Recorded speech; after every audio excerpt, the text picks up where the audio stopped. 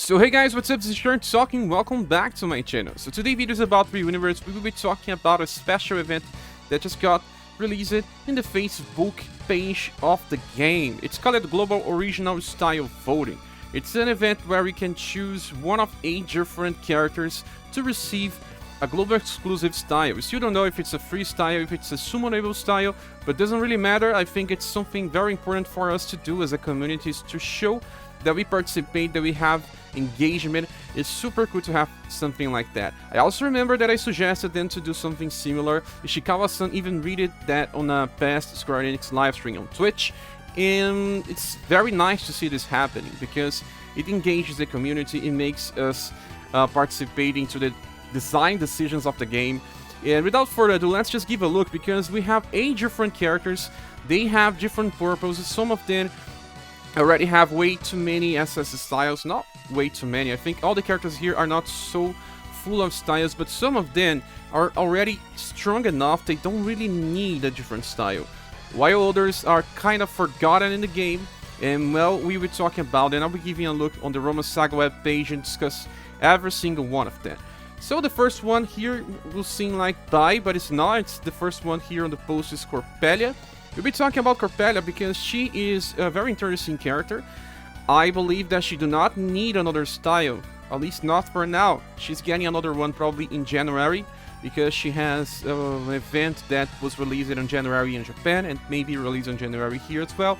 So she's also very unique. She deals very high damage in sacrifice of her very high LP. You can see by Ultima Soul is an attack that is double S, 45 power, that can hit the whole enemy, but she can only use this once. She's a very good character for strategies that uses Barthélemy, because Barthélemy can start the fight using his opener, maybe he can finish wave, and then she can use Ultima Soul on the next wave, or maybe on the third wave, I don't know.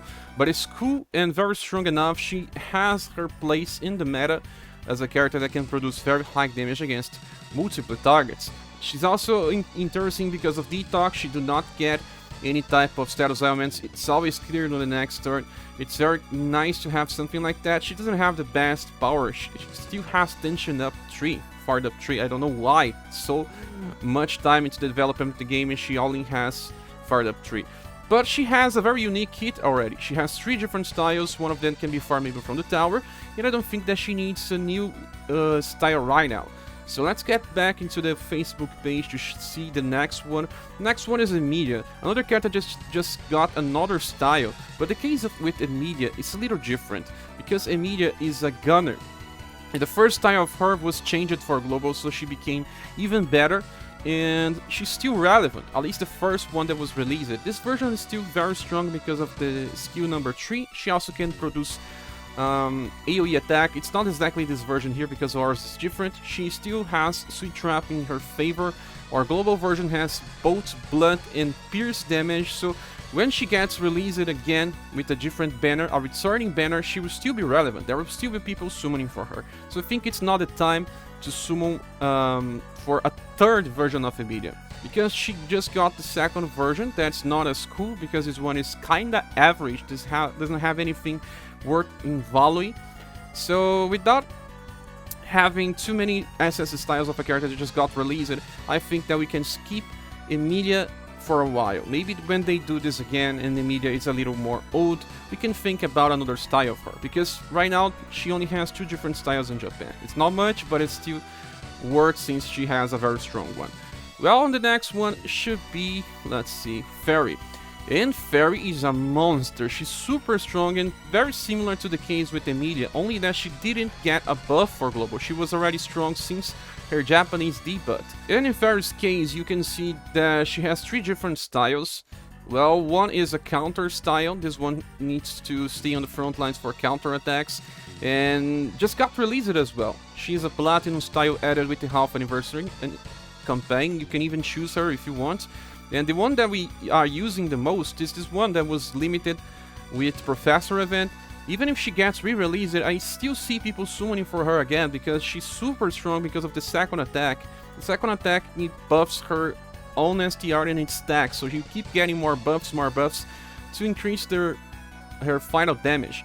Also, the third skill is now interesting because of Barthélemy, since it kind of works now by using Barthélemy to kill the first wave and use the third skill to kill the second wave or the third wave. Very interesting indeed.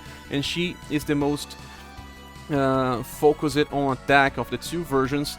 And well, at least if you still don't have the limited version, you can use this one that's more related to counter. She has two good skills. They are not much more than the average, because it's C damage, 10 BP, can be reduced to 8, not so different than Seismic Strike or other stuff, but at least it's indirect as well.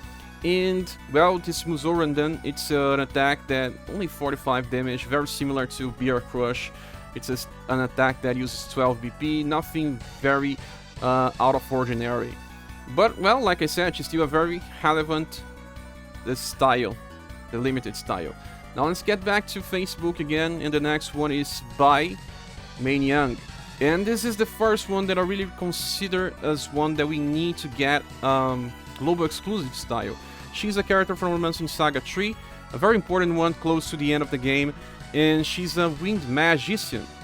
We don't have many Wind Magicians in this game, I think we only have 2, and Bai is also farmable in the game. She has one style that you can get by playing the story mode, but that style is so restricted. It's just for some types of strategies, for cheesing stuff, or maybe robbing cup, and maybe even hidden dojo, but Bai is just so limited. She has very high intelligence, you know, 86 multiplier for a free-to-play character, super cool, plus 16 points, and well, she's very limited, very restricted, only 3 skills with no access to another one, and sometimes nap will not be useful. She's Sleep Inflictor because of her passive. She has access to this passive that can inflict sleep on the start of the wave, and she also decreases the sleep resistance of an enemy. Well, it's interesting to have this, but on the same time, she doesn't have more spells that could help her deal more damage. We have Beauty, another character that is also a Wind Mage in Japan, and she's just so strong. For those that do not know, Wind Magic is Slash, and she can be used with Slash teams, very nice. And this one also has some very nice debuffs and some passives that are very, very strong. But if Bai gets a new style, she can kind of compete with Beauty in the future, or just be used together. That would be very interesting. It's very hard type of mage. Well, like I said, Wind Magic is super rare in this game. So let's get back to Facebook. In my opinion, let me just say, Bai is the one I would choose, simply because it increases the value of a character that's kind of forgotten by the franchise right now. And the next one is Mikhail, and Mikhail case is a little different because we just got a Ward Mikhail, and not just in the Mikhail case, you can see that we have lots of different styles, 5 different styles already, but he's not stellar. There's nothing that sells Mikhail as one of the best, happier users in this game. The Platinum style was totally outclassed by Christmas Monica, since they share the same attacks, but well, Christmas Monica is way stronger. And then we have the Award style and this S style that was just released alongside the half anniversary update. They are also very recent, man. The Award style was a little buffed for global, but it was not enough to make him work. Well, he doesn't have many good status, many good multipliers, he doesn't have speed, he doesn't have dexterity. He tries to be better on endurance, but he loses so much multipliers because of a very high STR that makes nothing for him. Well, I really think that he's average. He has one passive that increases pierce damage to the squad, that's the only saving point. Grand Cross is another attack that could be useful because it's fast, but it's not much strong. You cannot compete with the other fast casters. Only thing that he has is this Accelerator Sniper, and this attack will be upgraded in the future, but right now it's not good. So in his case, he doesn't have a very strong style, but he has access to this S style that's like one of the best S styles in the game, with access to Matador just like Robin. Well, if you have Robin, you kinda don't need this one, but this one increases the damage as well by counter attacks. Is not 50%, but it's 30. He also has access to Tension Up, that's fired up to only 5% increase, and Weakness Concentration for 10% more increase. Well, the good thing in saving factor for this Mikhail is his own endurance for an S style is very close to the Award one. You can see here he does not spend too much in STR since it means nothing for happier users, and he already has a very good status for, well, S standards. But Mikhail doesn't have anything after these styles here. He stops getting new styles. He could be one interesting choice for this, since they can finally fix Mikhail to be relevant in the game. He will probably receive one different style in the future, since he's one of the protagonists of Romancing Saga 3. And univerSe is totally bad on Romancing Saga 3. Mikhail will eventually get another style. So he does not get my vote. Well, the next one is Noel, and Noel is a character that's very popular, even being kind of a villain in his own game. While Noel's case is a little different, well, we already have an SS Platinum style of him that is kind of outclassed by today's standards, but can be used by people that don't have all the recent S/ characters. He do not need any other limited style to function. He only needs his S style that you can get by Noel attacks, so it's a very cheap investment for a character that kinda still performs well for some content. Well, and Noel also gets a new SS style in the future. Japan already has this one. Very high STR, lower endurance, but a good dexterity and good agility makes him for a better character overall. The skills that he has access to are insane, even more the pass. Just look on the passives, man. Power Charge 2 increases 2 BP on start of a fight. And he also can recover HP and BP.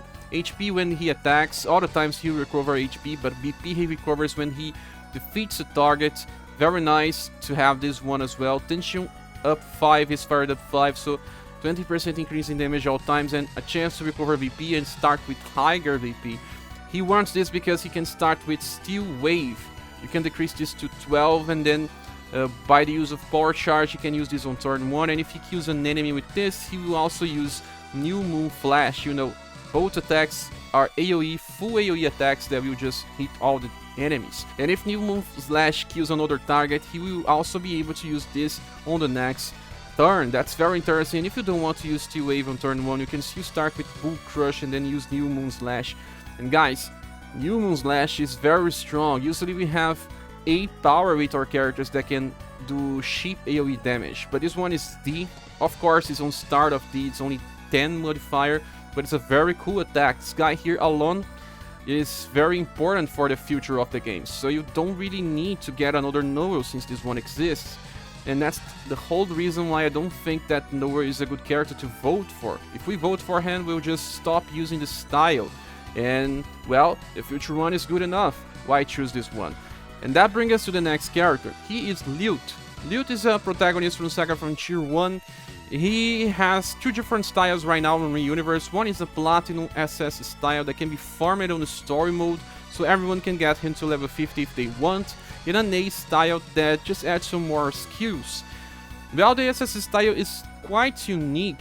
Well, the first skill recovers all abnormal status ailments, so you can recover for confusion, paralyze, and all the nasty stuff that keeps getting inflicted on challenges. He also has Mirage Blade. This one is not so strong as an attack, but because Lute do not have another attacking skill on the first slot, he can use this one on turn 1 and also again on turn 3. Can be useful for people without Acelus and some other combinations. Multi-Way is also a very strong attack that can use it on turn 1 if you need. So he's still useful in some ways. Sadly, Brave Assault does not fit him as a character. Well, it works if you are farming, but not all the time. He doesn't have all the damage, all the power of the recent Slash units, but he's unique itself. But in his case, because it's only 2 different styles and that may get a little older in the future, he is also another one that I could consider vote. But my vote is for buy, remember. And the next one is Wagnas, and he deserves your attention. Because, well, he had the potential, but something didn't work with his styles that no one really uses him. But he has some interesting skills, and I believe that his art is one of the most interesting ones for sprites. He's like a boss turning into a character that you can play. So there's a lot of potential with Wagnas, but in Japan they never did another style of him. Maybe he was not so popular. But just looking on his status multipliers, you can already see that there are some problems. He's a spear wielder without much STR. And how he has some very high intelligence because he's also a spellcaster, but his speed is terrible, only 20% increase. And well, the other status suffer from this as well. The endurance is not so high, but he can still be used on middle and front lines. But well, I don't think any of his status kind of sells him. The problem is that he tries to be a paralyzer, but his agility is just so low that he'll never paralyze the enemies before they attack you, and that's something that you don't really want. You want paralyzer to be fast, and that's a problem with him. You see, also the skills that he has access to are a problem. The first one is Fireball, a very cheap but weak attack. Self-burning is very situational. And Psycho Bite is unique. Well, this is the one that he can paralyze everyone, you see. Whole enemy, medium chances, indirect. This could be used, right? The cost is too high, but at least you can open with this. But his passives do not sell him as well. He is a debuffer of intelligence and STR, but he does not have any attack that debuffs on his kit. So he depends on the passives. And the last one is just reduces damage when he's on full HP. There's no damage passives, there's no nothing that could help his kit work.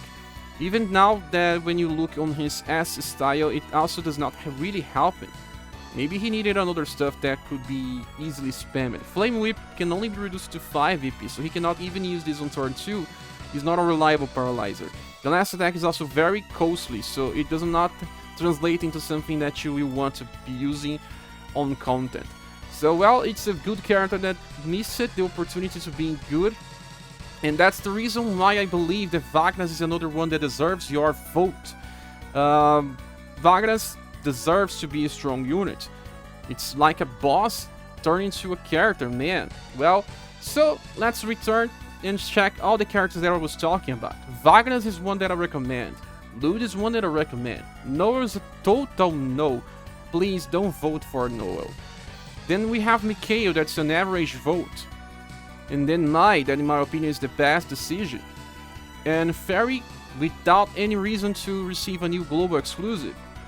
The same for Emelia and Corpellia as well. So these are my opinions, guys. Well, in order to vote super easy, you go to the post here, you can see some information. Also something that I didn't mention is that if we get 2020 votes, everyone will receive 1.5k gems. And man, we need these gems to summon on the end of the year. You just have to click here on these forms. You get access to this link, well, and just keep going through here.